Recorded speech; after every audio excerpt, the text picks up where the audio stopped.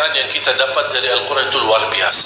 Sayang sekali kalau kita sudah memiliki di tengah kita kitab yang termulia, kitab yang tersuci, kitab yang teragung, tidak ada keraguan di dalamnya. Alif Lam Mim, dzalikal kitabu la raiba fihi hudan lil muttaqin.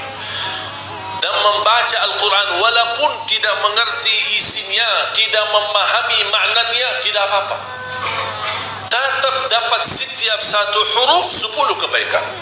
Jadi kalau jamaah sekalian membaca, tak faham sama sekali, hanya baca saja, tetap mendapatkan setiap satu huruf 10 kebaikan. Alif Lam Mim bukan satu huruf, alif satu huruf, lam satu huruf, mim satu huruf. Satu huruf satu kebaikan dilipatkan 10 kali lipat menjadi 10 kebaikan. Rugi kita diberikan kesempatan yang mulia seperti ini. Mana ada amal atau bacaan sebuah kitab atau apa saja kita hadis pun belum tentu dapat 10 kebaikan. Hanya Al-Quran satu huruf, bukan saat satu kali baca dapat 10 kali lipat, dia menghitungkan berhurufnya, kita mendapatkan 10 kali lipat. Sayang sekali jamaah sekalian berhari-hari lewat tidak baca Al-Quran, sedangkan fasilitas dan kemudahan ada di tangan kita. Tak bisa baca Al-Quran karena alasannya masih buta huruf atau berbata-bata. Jangan khawatir, ada berita gembira di hadis yang diriwayatkan Imam Muslim. Rasulullah sallallahu alaihi wasallam bersabda, "Walladzi yaqra'ul Qur'ana wa yatata'ta'u fihi wa huwa 'alaihi syaq lahu ajran."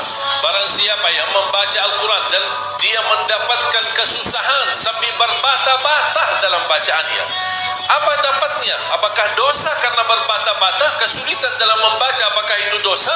Kata Rasulullah SAW, tidak, itu 2 pahala. Falahu ajran, 1 pahala karena dia mau membaca, 1 lagi karena kesusahan dan kesulitan yang dia hadapi saat membaca. Mohon maaf, tidak bisa baca sama sekali, alhamdulillah masih bisa simak, dengar. Sambil naik motor, sambil kita menjalani tugas di kantor, atau kita kemana saja pergi, alhamdulillah sekarang fasilitas mudah. Dengan HP kita bisa kita dengar murattal, sampai kita khatam 30 juz walaupun tidak mengerti isinya, mendapatkan keberkahan. 1 ayat kalau kita jaga setiap habis salat fardu dan ketika mau tidur, sebagaimana bersabda Rasulullah sallallahu alaihi wasallam, "Man qara'a ayat al-kursi dubura kulli salatin laysa bainahu wa bainal jannati illa yamut." Barang siapa yang membaca ayat kursi setiap habis salat fardu, dijamin menjadi ahli surga. Coba 1 ayat saja menjaminkan kita masuk surga. Kira-kira gimana 30 juz Al-Quran? Dan selalu saya sampaikan kepada jemaah, kalau seandainya buru-buru, lagi ada rapat, ada meeting, ada urusan mendadak, tak bisa berlama-lama di masjid, tak apa-apa, habis istighfar langsung baca ayat Al-Kursi, terus habis itu jalan. Terus gimana? Subhanallah walhamdulillah dan zikir-zikir yang lain, tak apa-apa, sambil jalan pulang bisa kita jalankan zikir itu. Asal jangan tinggalkan ayat kursi setiap habis salat, karena itu jaminan mendapatkan surga Allah Subhanahu wa ta'ala. Saya harap jemaah sekalian, kita mempersiapkan diri mulai sekarang. Jangan menunggu Ramadan yang datang, karena belum tentu bertemu Ramadan. Tidak ada yang punya jaminan punya umur sampai bulan suci Ramadan. Makanya saya harap kalau tidak bisa 1 juz dalam 1 hari, minimal mulai harimu baca Al-Quran, tutupi harimu dengan membaca Al-Quran. Tunjukkan perubahan. Kalau anda ingin Allah rubahkan nasib kita, anda ingin Allah merubahkan rizkimu, Allah ingin merubahkan keadaanmu menjadi lebih baik, tunjukkan perubahannya kepada Allah Subhanahu wa ta'ala. Tunjukkan perubahan yang luar biasa, akan dapat anugerah yang luar biasa. Tapi jangan kita menjadi hamba biasa-biasa saja, tapi minta sama Allah yang luar biasa. Itu tidak adil. Oleh karena itu jamaah sekalian, mari kita minimal mulai harimu baca Quran semampunya.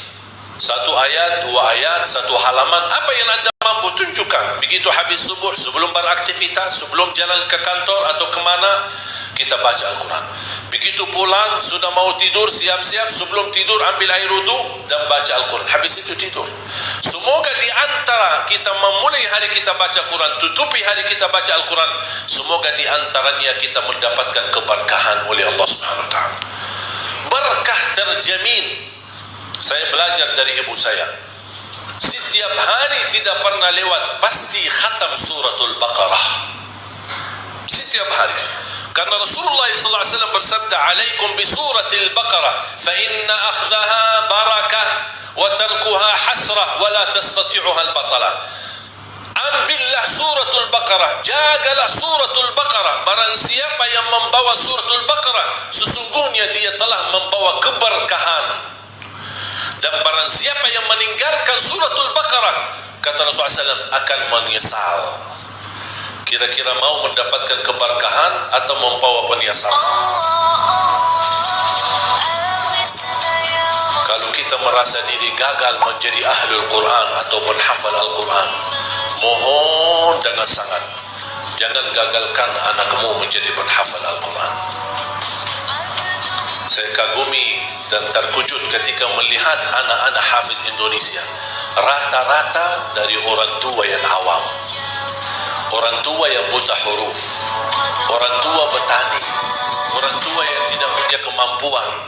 Bahkan ada orang tua yang tidak pernah belajar sama sekali Al-Quran, tapi begitu dia memperjuangkan, sampai ada seorang ibu berkata, "Sudah, hentikan buta huruf lagi. Di masa kami cukup banyak orang buta huruf. Kami tidak mau di generasi-generasi anak-anak kami masih ada yang buta huruf." Kalau anda gagal menjadi penghafal Al-Quran, mohon jangan gagalkan anakmu. Kalau itu pun anakmu tidak berhasil menjadi penghafal Al-Quran, jangan gagalkan hartamu untuk mendukung dan membantu program Al-Quran dimanapun. Supaya apa? Datang di hari kiamat, kita berkata, "Ya Allah, mohon maaf, saya tidak bisa menghafal Al-Quran.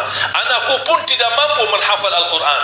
Ya Allah, jadikan hartaku, sedekah, zakat, infakku menjadi saksi baik untuk program Al-Quran."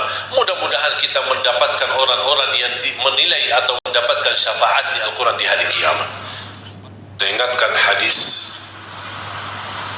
Utsman bin Affan radhiyallahu anhu yang diriwayatkan Imam Bukhari, "Khairukum man ta'allama al-Qur'ana wa 'allama."